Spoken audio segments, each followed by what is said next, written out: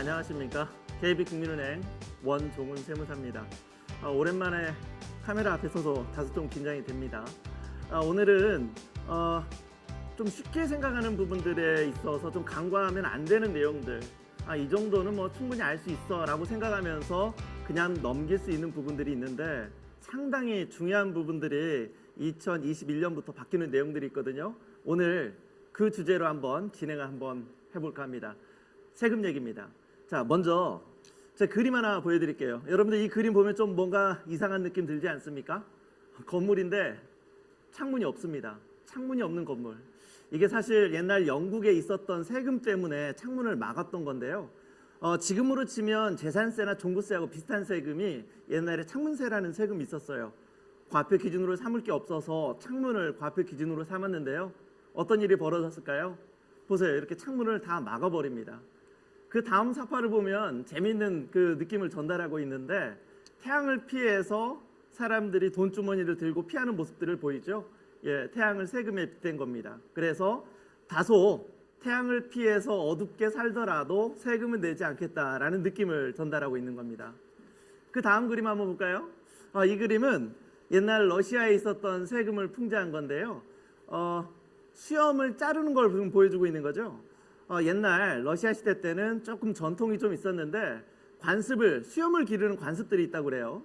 이 수염을 깎게끔 하려고 아무리 노력해도 사람들이 수염을 깎지 않으니까 이 수염 길이에 세금을 부과하기 시작합니다. 그러니까 어떤 일이 벌어졌을까요? 네, 수염을 깎기 시작했다라는 겁니다. 사실 세금은 재정 수입을 충당하기 위해서만 부과하는 건 아닙니다. 어떤 정책적인 목적을 달성하기 위해서 세금을 부과하기도 하는데요. 요즘 세금들이 좀 그런 느낌을 많이 받습니다. 그러니까 어떤 부동산 정책을 달성하기 위해서 부과되는 세금들이 많은데, 그래서 더더욱더 세금을 모르면 상당히 재산상의 피해를 입을 수도 있습니다. 하지만 분명한 건 세금을 아는 만큼 분명하게 돈을 절약할 수 있고 부를 축적할 수 있다라는 생각이 듭니다. 자, 지금부터 한번 출발해 보도록 하겠습니다. 자, 제가 첫 번째 주제로 삼은 거는 반드시 알아야 될 1주택 양도소득세 비과세 요건입니다. 아마 주택을 딱 한 채 가지고 계신 분들은 이런 생각을 하실 거예요. 난 세금 걱정 안 해도 돼 라고 생각하는 부분들, 많이 잘못됐을 수도 있습니다. 여러분들이 알고 있는 그 패러다임 바꿀 필요도 있지 않을까라는 생각이 드는데요. 자, 비과세 요건 한번 보도록 할게요. 1세대 1주택 양도소득세 비과세의 가장 기본적인 요건은 2년을 가지고 있어라 라는 겁니다. 이 부분은 여전히 유지되고 있어요. 단 일반 지역일 때입니다. 일반 지역이라고 하면은 조정 대상 지역이 아닌 지역을 말하는데요. 조정 대상 지역이 아닌 지역에서는 언제 취득했는지 여부를 불문하고 그냥 2년 이상 가지고 있다 팔면 자연스럽게 비과세를 받을 수가 있습니다. 여기까지는 문제가 없죠. 그런데 문제는 여러분들 아시죠? 조정 대상 지역들 상당히 많이 늘어났어요. 조정 대상 지역에서는 단순히 2년을 가지고 있다고 해서 양도소득세가 비과세 되는 건 아닙니다. 자, 조정 대상 지역에서는 1세대 1주택 비과세를 받으려면 어떻게 해야 되느냐? 언제 취득했는지 여부에 따라 달라질 수가 있는데요. 2017년도 8.2 대책이 있습니다. 그 이전에 취득했던 사람들은 그냥 과거하고 똑같이 2년 이상 가지고 있는 것만으로도 1세대 1주택 비과세를 받을 수가 있습니다. 그런데 2017년도 8.2 대책이 경과된 다음 날, 그러니까 2017년도 8월 3일 이후에 취득한 주택은 단순히 2년 가지고 있는 것으로 비과세가 안 됩니다. 2년 거주까지 해야만 비과세를 받을 수 있다라는 겁니다. 자, 그리고 제가 지금부터 굉장히 중요한 얘기를 드릴 건데요. 우리가 일반적으로 보유했다라는 개념은 어떻게 하죠? 취득하고 매각할 때까지 그 기간을 보통 보유기간이라고 하고, 그 기간이 2년이 넘으면 비과세 받을 수 있다는 거 아닙니까? 그런데 2021년부터 달라지는 내용이 하나가 있습니다. 자, 다주택자가, 우리가 이럴 수가 있잖아요. 다주택을 가지고 있는 사람들이 선순위로 주택을 매각을 하고 맨 마지막에 남아있는 주택을 매각할 때, 사실 작년까지만 하더라도 1세대 1주택 양도세 비과세는 어떻게 판단했느냐? 매각하는 시점에 2년 이상만 보유했으면 양도소득세 비과세가 됐었는데, 올해는 달라진다라는 겁니다. 그러니까 다주택자가 선순위로 주택을 매각을 하고 맨 마지막에 남아있는 주택을 매각을 할 때 이때 보유기간을 계산할 때 어떻게 하느냐, 직전에 매각했던 주택, 그러니까 선순위로 매각해서 유일하게 한 채가 남아있는 그때부터 보유기간을 계산한다라는 겁니다. 이거 굉장히 중요한 부분이거든요. 비과세를 못 받을 수도 있다라는 거예요. 이렇게 하니까 느낌 잘 안 오죠. 제가 그래서 그림 한번 그려봤는데, 자, 홍길동 씨가 집 세 채를 가지고 있어요. A주택, B주택, C주택을 가지고 있는데 그 중에서 첫 번째 주택을 매각을 했습니다. 그럼 당연히 양도소득세가 나오겠죠. 물론 세 채 중에 한 채를 매각할 때 조정 대상 지역이었다면 양도소득세 중과세 됐을 겁니다. 하지만 한 채를 매각하고 이제 두 채를 남은 상황이에요. 그 주택 남아있는 상황에서 또 B주택을 매각을 했어요. 당연히 양도세를 낼 겁니다. 그리고 역시 조정 대상 지역이었다면 중과세가 될 거고요. 그럼 이제 마지막 주택 한 채가 남아있죠. 자, 그러면 이 방송을 보고 계신 분들에게 한번 간단한 질문 한번 해볼게요. 우리가 B주택을 매각하고 A주택을 그 다음날 매각하면 양도소득세 비과세를 받을 수 있을까요? 없을까요? 분명하게 선순위로 매각하게 하고 마지막 남아있는 주택이잖아요. 그 다음날 팔았어요. A주택을. 비과세 받을 수 있겠느냐? 네. 작년까지만 하더라도 선순위로 매각하고 이미 양도세를 다 냈기 때문에 그 다음날 A주택을 매각하더라도 매각하는 순간에, 자 보세요. 그림 한번 볼까요? 자, 취득하고 매각하는 그 시점까지 기간이 2년 이상이기만 하면 양도소득세 비과세가 가능했습니다. 자, 이거 작년 얘기입니다. 그런데 올해부터는 어떻게 바뀌느냐? 2021년부터는 이렇게 바뀌어요. 맨 마지막 남아있는 주택을 보유기간을 계산한다는 겁니다. 그러니까 B주택을 매각하고 오롯이 한 채가 남아있는 상황부터 보유기간을 계산한다. 그래서 그림에서 보시는 이 녹색 부분에 해당할 때 매각해야 비과세가 된다는 거예요. 이게 무슨 메시지입니까? 이제 선순위로 매각하고 마지막 남아있는 주택은 2년 이상 가지고 있고 다시 매각을 해야 된다라는 겁니다.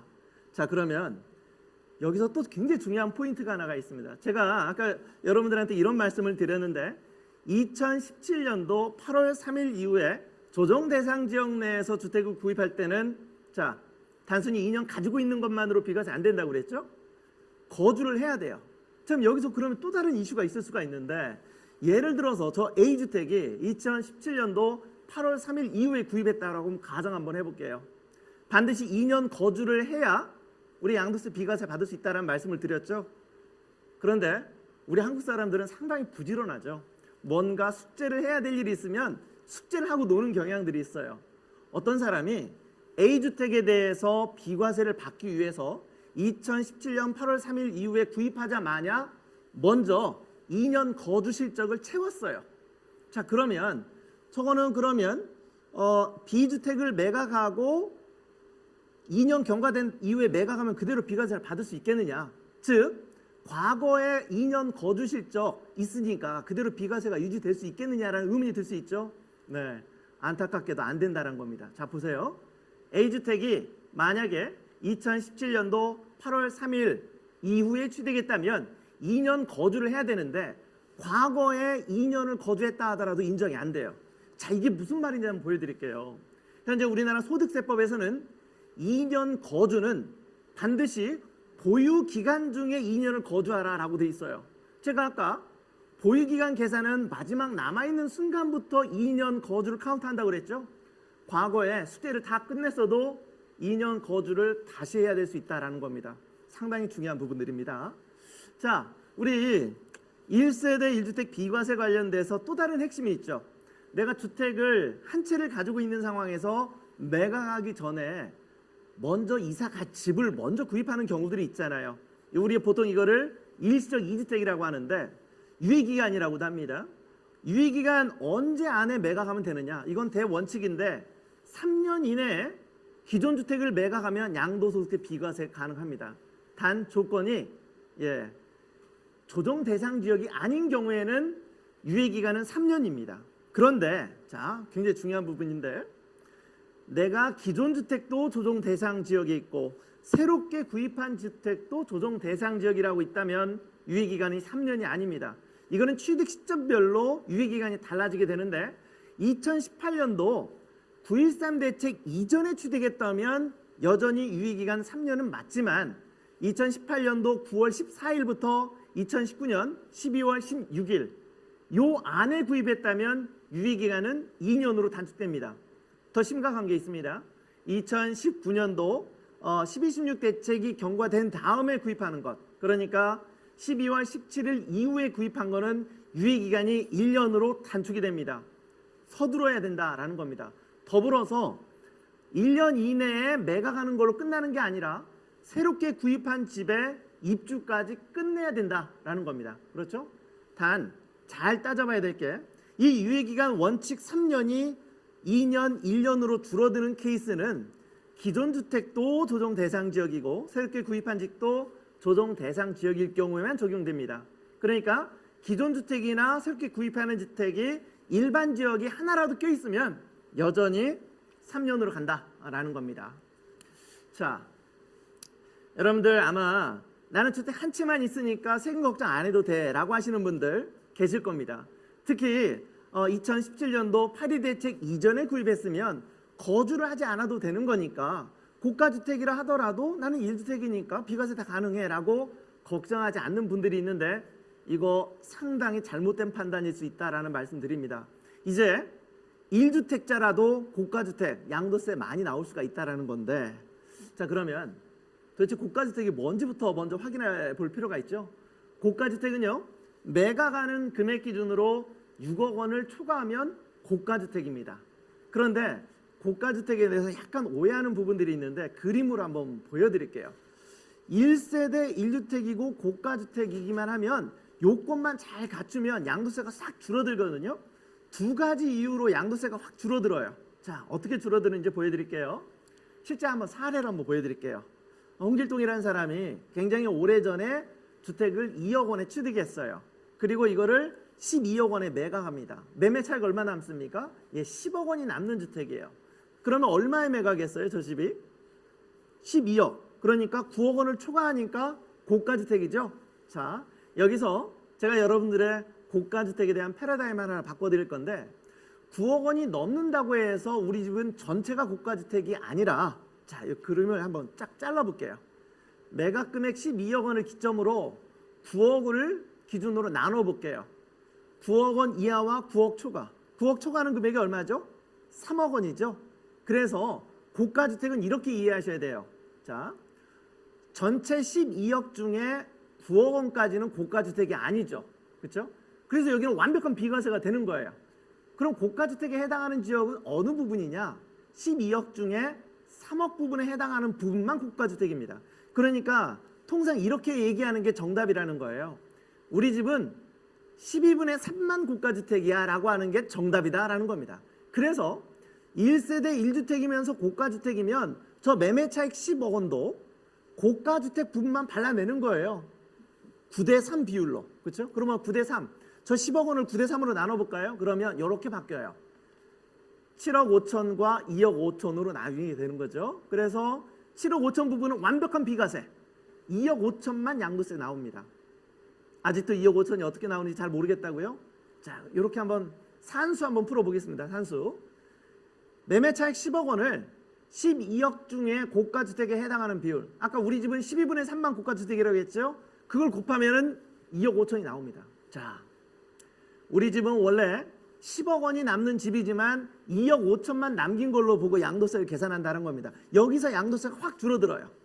두 번째 양도세가 줄어드는 요인은 장기보유 특별공제에서 양도세가 줄어듭니다. 그러면 고가주택에 대한 장기보유 특별공제를 이해하기 위해서 양도소득세 계산 구조를 한번 봐야 되겠죠? 여러분들이 보시고 계시는 이 공식은 일반적으로 계산하는 양도소득세 공식인데 저 빨간색으로 되어 있는 부분 보입니까? 저 부분이 정부에서 세금을 더 많이 부과하거나 세금을 깎아줄 때 쓰는 장치가 저 빨간 장치예요. 그래서 세율부터 한번 볼게요. 자, 세율. 요 세율은 맨 위에 보이는 기본 세율이라고 보이죠? 예. 요 기본 세율이 원칙이에요. 그런데 내가 조정 대상 지역 내에서 2주택, 3주택 이렇게 돼 있으면 여기에 10%포인트, 20%포인트, 30%포인트를 부과해서 세금을 더 많이 내게 하죠. 이게 세율입니다. 그러면 장기보유 특별공제는 어떠느냐? 자, 보세요. 기본이라고 되어 있는 거 보십니까? 장기보유 특별공제는 3년 이상 보유할 때부터 공제를 해주게 되는데 보유기간 1년당 2%씩 최대 30%까지 공제를 해줍니다. 그러면 일반적인 장기보유 특별공제 30%를 받으려면 몇 년 가지고 있어야 된다는 겁니까? 15년을 가지고 있어야 된다라는 겁니다. 그런데 1세대 1주택 고가주택일 때는 1년당 2%가 아니라 1년당 4%씩 해주겠다라는 겁니다. 여기에서 구분을 해주는데 보유기간 1년당 4%, 그 다음에 거주기간 1년당 4%씩 해서 결국 보유와 거주를 똑같이 했다라는 전제에서는 1년당 8%씩 최대 80%까지 해주겠다라는 겁니다. 자, 근데 여기서 굉장히 중요한 부분들이 있어요. 장기보유 특별공제를 계산하는데 이 표를 보게 되면 예를 들어서 어떤 사람이 10년은 가지고 있었는데 거주를 한 적이 없어요. 그럼 저 표를 보게 되면 그래? 그럼 거주를 안 했으니까 거주에 대한 장기보유 특별공제는 제로, 보유에 대한 장기보유 특별공제는 40% 이렇게 될 것 같죠. 그런데 저 공제를 받기 위한 기본적인 원칙이 하나가 있는데 최소 2년 이상 거주해야 저 표를 적용한다라는 겁니다. 만약에 거주한 적이 한 번도 없으면 일반 장기보유 특별공제 공식으로 돌아가게 돼요. 다시 한번 말씀드릴게요. 1세대 1주택 고가주택으로 장기보유 특별공제를 1년 보유당 4%, 1년 거주당 4%씩 받기 위해서는 기본적으로 거주 2년은 채워지어야만 저 표를 적용할 수 있다는 겁니다. 거주를 하지 않으면 그냥 1년당 2%다라는 거예요. 제가 조금 이따가 직접 시뮬레이션을 통해서 세부담이 어떻게 늘어나는지 한번 보여드리도록 하겠습니다. 자, 제가 이제 두 번째 패러다임 하나 말씀드릴까 하는데요. 6월 1일부터 부동산 관련된 세금이 상당히 무거워집니다. 아직 시간이 좀 있습니다. 이 얘기를 말씀드리는 건 일단은 다주택자이신 분들은 6월 1일 이전에 중요한 의사결정을 하라라는 메시지를 드리고 있습니다. 자, 왜 6월 1일부터 세금이 늘어나는지 한번 보여드릴게요. 첫 번째입니다. 여러분들이 보시고 계시는 이 표는 조정 대상 지역이 아닌 일반 지역에서 주택을 매각할 때 세율과 장기보유 특별공제를 보고 있습니다. 우리 좀 전에도 봤지만 일반적인 세율과 일반적인 장기보유 특별공제를 받을 수가 있어요. 그런데 내가 가지고 있는 주택이 조정 대상 지역이 있고 다주택이면 세율과 장기보유 특별공제는 이렇게 달라집니다. 일단 세율 한번 볼까요? 자, 올해 2021년도 5월 31일까지는 2주택일 때 기본 세율의 10%포인트가 가산이 되고 3주택 이상이면 20%포인트가 가산이 됩니다.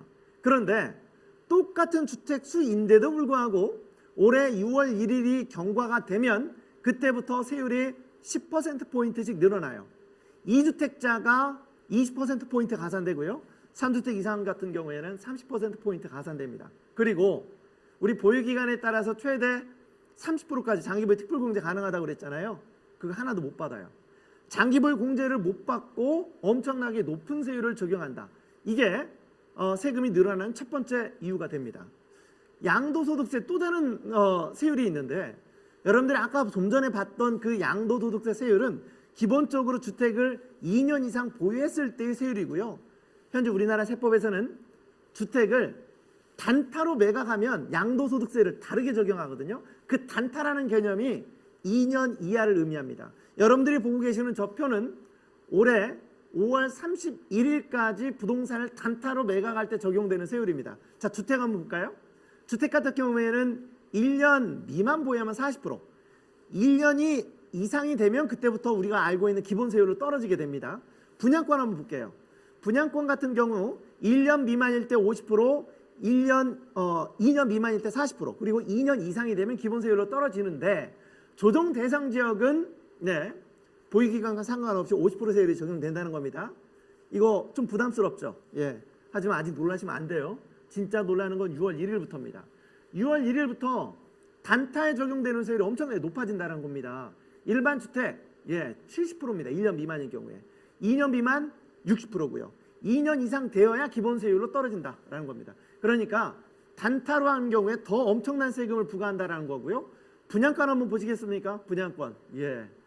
1년 미만 70%입니다. 그리고 1년 이상이 된다 하더라도 60% 미만으로 떨어지지 않아요. 보유기간과 상관없이. 중요한 건 일반 지역과 조정 대상 지역을 불문하고 분양권에 대한 세율이 저렇게 높다라는 겁니다. 어떻습니까? 엄청나게 부담스럽죠? 그러면 제가 이걸 가지고 한번 시뮬레이션 한번 해볼게요. 1주택, 2주택, 3주택일 때 기간별로 세금이 어떻게 달라지는지를 한번 보여드릴 건데요. 일단 먼저 1주택을 한번 보여드릴 건데 어떤 가정을 했냐면 일단 1주택이고 매각하는 금액은 12억 원이라고 가정했습니다. 여러분들 12억 원이면 어때요? 고가주택이죠. 예, 취득금액은 2억 원이고요. 보유기간은 10년을 가정했습니다.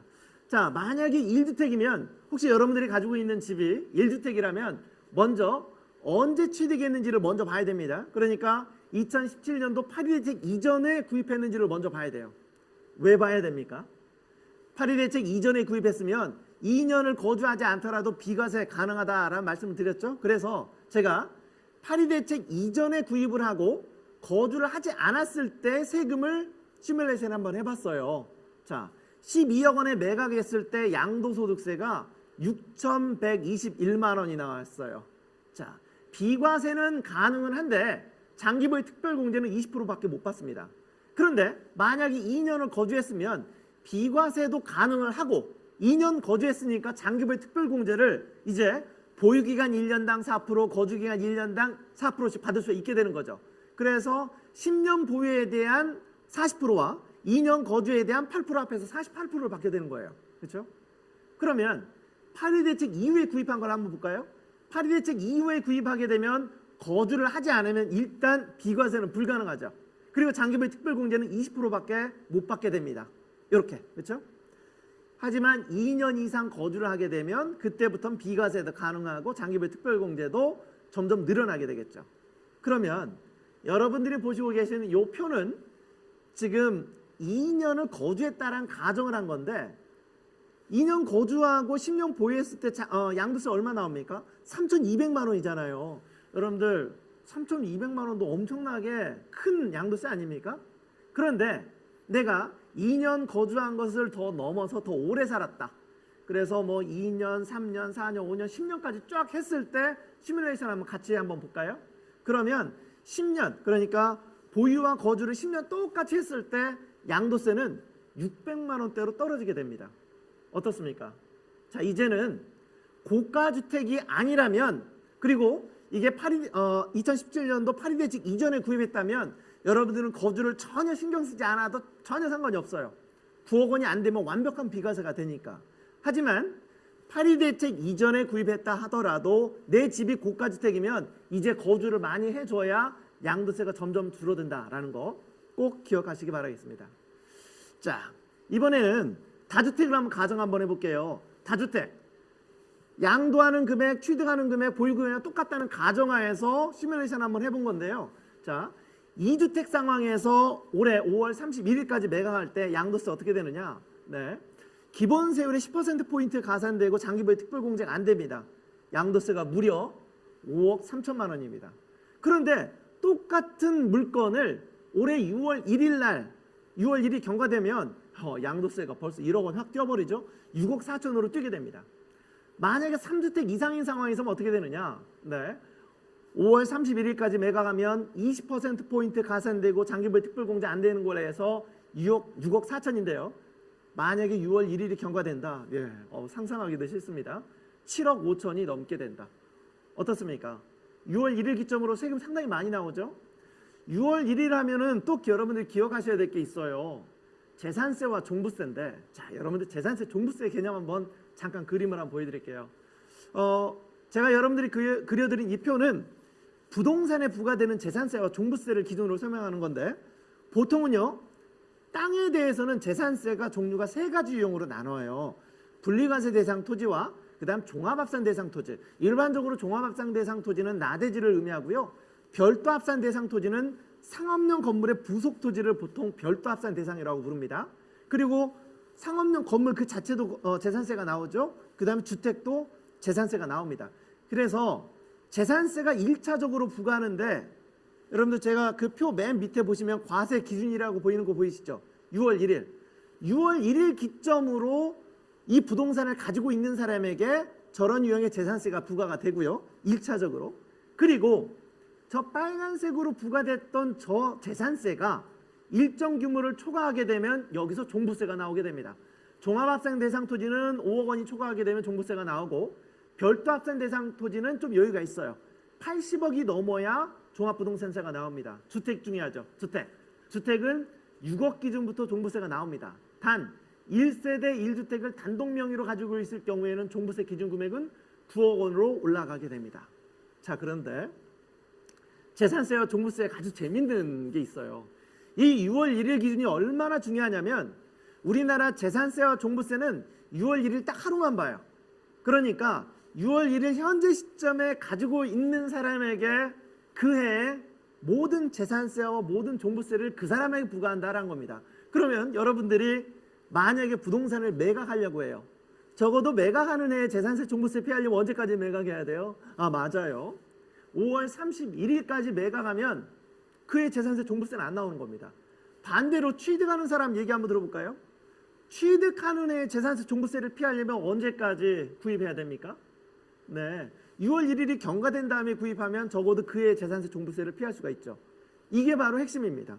자, 이 재산세 종부세가 6월 1일 기준에 왜 중요한지 자, 다시 한번 그림 한번 그려볼게요. 여러분들 재산세 종부세는 설명하기 굉장히 복잡한데 제가 이걸 쉽게 그림으로 한번 그려볼게요. 여러분들이 이 보시고 있는 그림 전체 이 네모 파란색 부분과 노란색 부분을 전부 다 포함한 금액을 아파트의 시가라고 한번 가정 한번 해볼게요. 그리고 저 노란색 부분으로 뭘 표시한 거냐면 공시가격을 의미한 겁니다. 그러니까 한 예를 한번 들어볼게요. 아파트 시세가 10억 원 정도라면 공시가격은 시세 반영률이 60에서 70%니까 대략 6억이나 7억 정도 된다라는 겁니다. 현재 재산세와 종부세는 저 노란색인 공시가격부터 출발합니다. 시세가 중요하지 않다라는 겁니다. 그래서 재산세는 저 노란색에서 출발하는데 근데 여기서 또 한 번 깎아주는 게 있어요.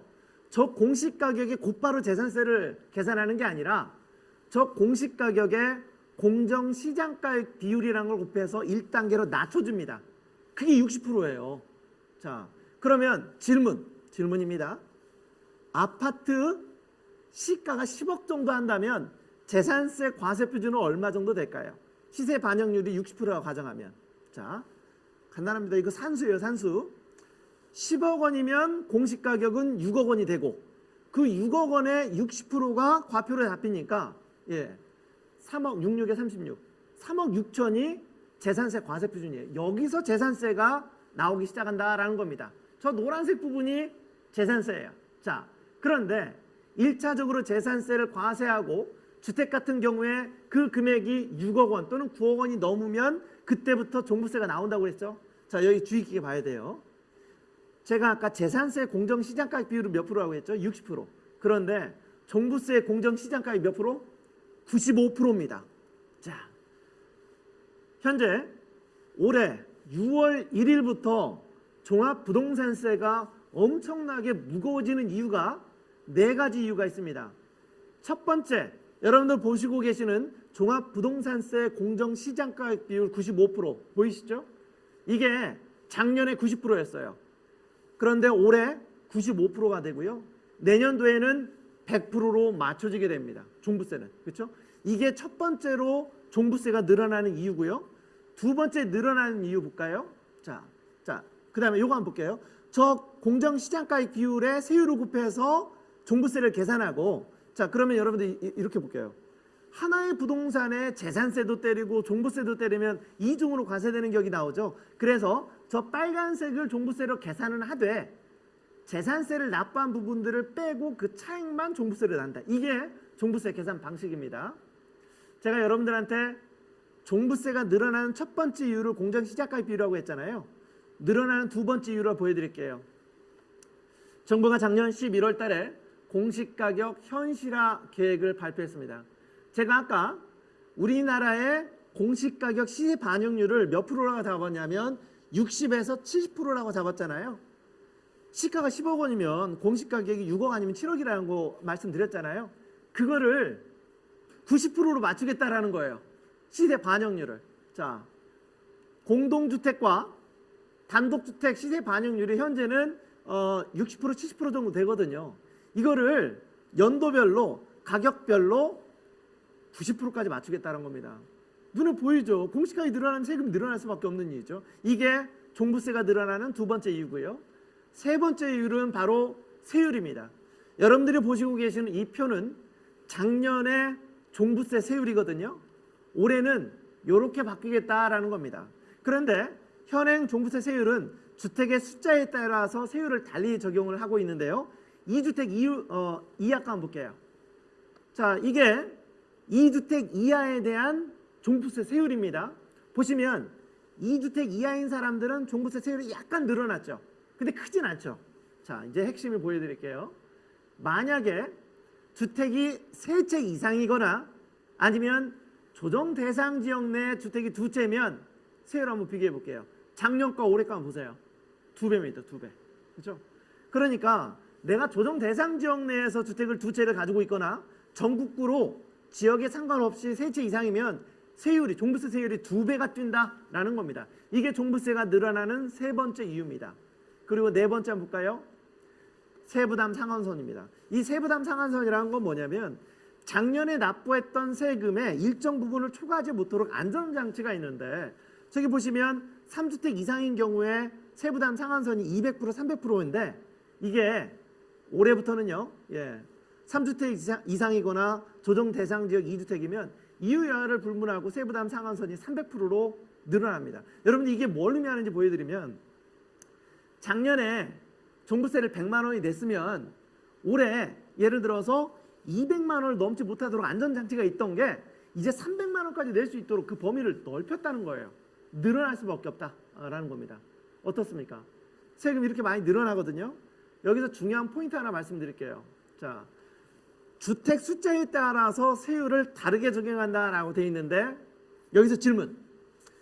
저 주택 숫자는 어떤 숫자로 셀까? 어떤 기준으로 셀까? 가족 단위로 셀까? 보이시죠? 개인 단위로 센다라는 겁니다. 그러니까 우리 집이 2채라 하더라도 나와 와이프가 각각 한 채씩 있다면 이건 2채가 아니라 개인 기준으로 카운트를 한다라는 겁니다. 그럼 뭔가 느낌 오십니까? 주택을 이왕 가지고 있을 거면 각자 가지고 있어야 된다는 겁니다. 근데 여기서 보통 재테크의 실패 사례가 굉장히 많은 사례가 있는데 우리는 부부는 일편 동심이야.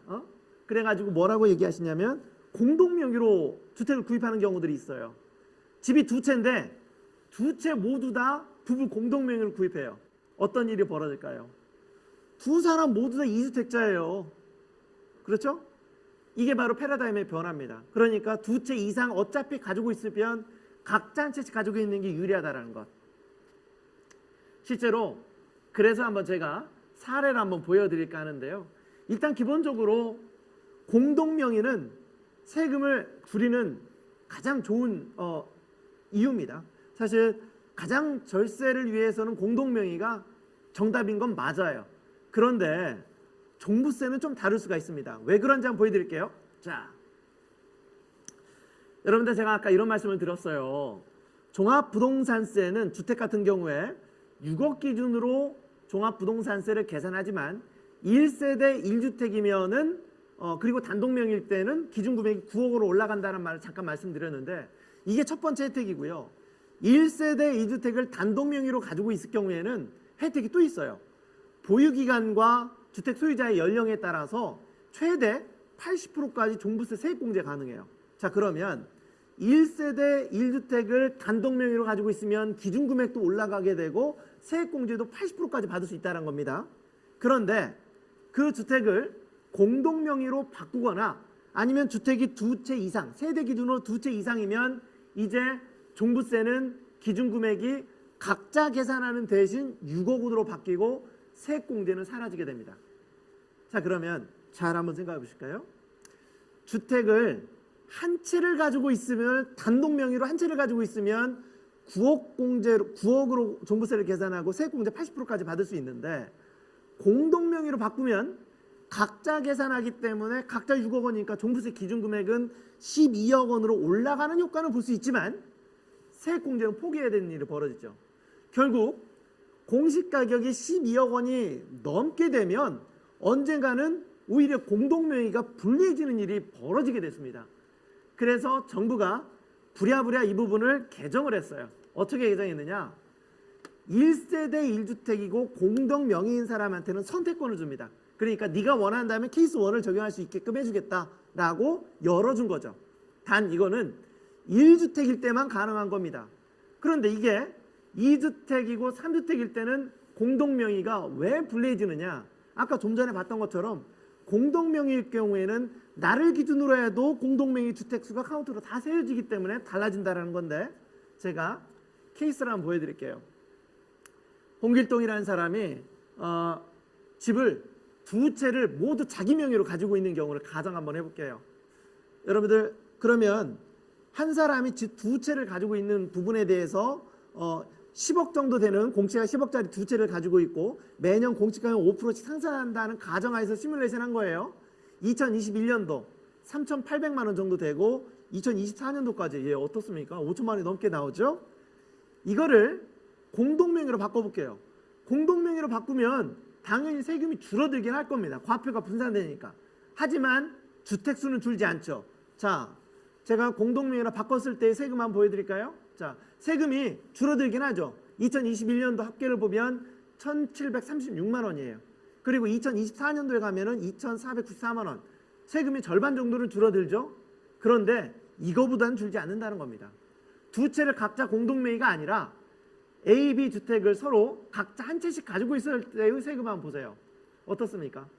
이게 세율이 다른 세율을 적용하다 보니까 더 낮은 세율이 적용된다는 걸 알 수가 있습니다. 그렇죠? 네. 자, 중요한 부분을 말씀 안 드린 것 같아요. 여러분 제가 올해 양도소득세도 그렇고 종합부동산세도 그렇고 올해 굉장히 중요한 날짜가 언제라고 했죠? 6월 1일입니다. 6월 1일 제가 매번 우리 직원들한테도 많이 강조를 합니다. 그리고 꼭 잊어버리지 말라는 취지로 얘기를 하는데요. 잊어버리지 말라는 취지로 말씀드리는 거 가지고 오해는 하지 마시고 이날이 제 생일입니다. 그러니까 기억을 해주시면 좋을 것 같아요. 자, 그러면 이제 사람들이 어떤 생각을 하냐면 그래, 이거 팔자니 양도세 많이 나오고 가지고 있자니 종부세 많이 나오니까 한번 증여 한번 해볼까? 라고 하시는 분들이 많아요. 그러면서 이왕 증여할 거면 그러면 증여세라도 좀 줄이자라고 하면서 부담부 증여를 생각하시는 분들이 계신데 부담부 증여세를 줄이는 대안이 될 수 있습니다. 단 꼭 기억하셔야 될 부분이 하나가 있는데요. 부담부 증여 뭔지 한번 보여드릴게요. 아버지가 아들에게 건물을 증여, 주택을 증여합니다. 11억짜리예요. 예. 15년 정도 보유하고 취득은 2억 원이라 가정해 볼게요. 근데 증여할 때 증여 계획서에 조건을 다는 거예요. 아들아, 내가 이 11억짜리 너한테 주기는 하는데 조건이 있다. 여기 은행 대출 6억 원이 있는데 이건 네가 갚아라 라고 하는 거예요. 그러면 아들 입장에서는 11억짜리를 증여를 받지만 대출은 본인이 승계받은 거니까 사실상 5억만 증여받은 걸로 보죠. 그래서 증여세 확 줄어듭니다. 이게 바로 부담부 증여예요. 이걸 많이 활용하는데 단 부담부 증여할 때 꼭 기억하셔야 될 게 증여세가 줄어드는 것만으로 끝나면 괜찮죠. 문제는요. 증여하는 아버지에게 일반 증여할 때는 내지 않아도 되는 양도소득세가 나온다는 게 문제입니다. 여기서 이제 사람들이 오해를 해요. 아니 왜 양도세가 나오느냐. 자, 여러분들 현행 세법은 양도세와 증여세를 구분하는 기준은 아주 간단합니다. 공짜로 주면 증여세가 나오는 거고요. 내가 일정한 대가를 받으면 양도세가 나오는 겁니다. 여러분들 이거 줄 때 아들한테 줄 때 대가 안 받은 건가요? 잘 보시면 대가를 받았어요. 이 11억짜리 부동산을 본인이 대출 받은 6억 원을 이제 더 이상 받지 않아도 되는 거죠. 안 갚아도 되는 거죠. 이게 대가로 보는 겁니다. 그래서 세법에서는 11억 중에 11분의 5는 증여로 보고 11분의 6은 양도로 보는 거예요. 부담부 증여는 반드시 두 개의 세금이 같이 나온다는 겁니다. 그걸 고려했을 때 줄어드는 증여세와 늘어난 양도세 같이 고려해야만 효과를 볼 수 있어요. 자, 그러면 어떤 홍길동이라는 사람이 조정지역 내 3주택인 아파트를 아들에게 증여하는 경우를 한번 가정해 볼게요. 똑같아요. 11억짜리를 대출 6억 원을 승계시킬게요. 일반 증여할 때와 양도세, 그 다음에 부담부 증여할 때의 증여세 어떻습니까? 양도세가 엄청나게, 증여세가 엄청나게 줄어들죠? 그렇죠? 엄청나게 많이 줄어듭니다. 그런데 이거 하나 바라보고 했다간 큰일 납니다. 왜냐? 늘어난 양도세도 봐야 되잖아요. 예, 양도세 얼마 나옵니까? 2억 3천이 이렇게 넘어가게 되죠. 아니, 증여세 저거 줄이려고 양도세를 이만큼 내야 된다는 게 이해가 되십니까? 혹대려다가 혹을 붙이는 격이 되는 거죠. 그렇죠? 자, 그런데 잘 보시면 또 다른 부담부 증여를 한번 보여드릴게요. 증여하는 금액 똑같이 11억 원이고요. 그 다음에 대출 승계 금액 6억도 똑같습니다. 일반 증여할 때와 부담부 증여를 통해서 줄어드는 증여세도 똑같습니다. 그런데 양도세가 2천만 원이 안 나와요. 이게 무슨 일일까요? 아까 분명히 저쪽은 양도세가 엄청나게 많이 나왔거든요. 자, 여기에 숨겨진 비밀이 있습니다. 우리가 부담부 증여를 할 적에도 양도세는 반드시 나오는 구조로 돼 있죠. 그러니까 이런 일이 벌어질 수 있어요. 증여를 할 때 증여하는 물건을 잘 보셔야 됩니다. 그러니까 매매 차익이 많이 나는 물건을 부담부 증여하게 되면 줄어드는 증여세보다 늘어나는 양도세가 더 클 수 있다는 겁니다. 그럼 어떤 물건을 선택해야 됩니까? 매매 차익이 적은 것, 즉 최근에 구입해서 상승 기대감이 없었던 물건을 선택하는 게 부담부 증여가 좋다라는 거고요. 그리고 또 좋은 물건, 1세대 1주택으로 어차피 양도세가 비과세 되는 거는 저 양도세가 아예 안 나올 수 있겠죠. 그렇죠? 역시 부담부 증여로 좋은 케이스가 될 수 있어요. 그리고 손실나는 부동산도 역시 양도세가 안 나오겠죠. 자, 그러면 부담부 증여 어떤 경우에 해야 되느냐? 매매 차익이 별로 안 나오거나 1세대 1주택이 되는 주택이거나 아니면 손실이 나는 주택을 부담부 증여할 경우에는 증여세 위주로 줄어든다라는 겁니다. 그리고 부담부 증여할 때 꼭 고려해야 될 게 있어요. 중요한 부분인데 취득세입니다. 여러 기회를 막았어요. 그러니까 사실은 아까 말씀드린 것처럼 매각도 막고 보유도 막고 증여도 어떻게 막았느냐? 증여는 취득세로 막았습니다. 그러니까 다주택 보유자가 주택을 추가로 구입하거나 다주택 보유자가 증여를 하는 경우에 취득세를요. 원래 취득세는 보통 증여에 의한 취득세는 3.5%가 기본인데 이게 조정 대상 지역에서 공시가격 3억 원 이상에 되는 주택을 증여하는 경우에는 취득세가 무려 12%입니다. 물론 비조정 대상 지역이거나 조정 대상 지역이라 하더라도 3억 원 미만인 경우에는 일반 취득세율이 적용이 되는데 3억 원 이상인 경우에는 세율이 엄청나게 늘어난다라는 겁니다. 그러니까 여러분들이 증여를 할 때 취득세를 고려하고라도 나는 취득세와 증여세를 고려하고라도 계속 좀 주택을 가지고 가고 싶다. 증여를 통해서. 그렇다면 이 부분까지 고려해서 했으면 좋겠다라는 말씀을 드립니다. 자, 오늘 제가 드리고 싶은 말씀은 다 드린 것 같아요. 그리고 참고로 이런 내용 하나 해서 제가 안내 하나 좀 드리고 싶은 게 있는데 저희 부서에서도 사실은 채널을 하나 운영하고 있어요. 유튜브 채널 여의도 5번 출구라고 해서 이런 내용들의 콘텐츠를 많이 올렸으니까 필요하시면 한번 들어와서 한번 구독도 한번 해주시면 좋을 것 같습니다. 자, 오늘은 여기서 인사드리도록 하고요. 모르겠습니다. 다음에 이런 기회가 또 있을지 모르겠는데 혹시가 기회가 된다면 다시 한번 출연해서 더 좋은 정보를 전달해 드릴 것을 약속드리면서 오늘은 여기서 물러나도록 하겠습니다. 여러분 감사합니다.